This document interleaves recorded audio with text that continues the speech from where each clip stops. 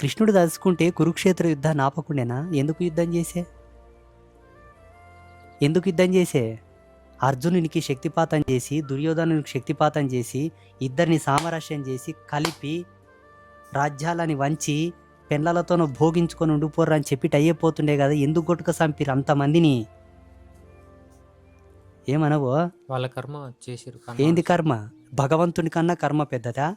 దేవుడు తలుచుకుంటే కర్మ తీయలేడా? భక్తుల పాయింట్ ఆఫ్ ఇది. భక్తుల యొక్క మైండ్ సెట్ అట్లా ఫిట్ చేసిండ్రు ప్రవచనకారులు, పంచాంగకర్తలు మాలాంటి. బాబా చెప్పు. సరే, నీ మాట పోతే జరిగేవి జరుగుతాయి, పోయేవి పోతాయి. పోని దేవుడు ఈ మహిమలకు, మంత్రాలకు, తంత్రాలకు బానిసై జీవుడి యొక్క కర్మను మార్చేటటువంటి కోణంలో ఆయన సత్యవంతుడైతే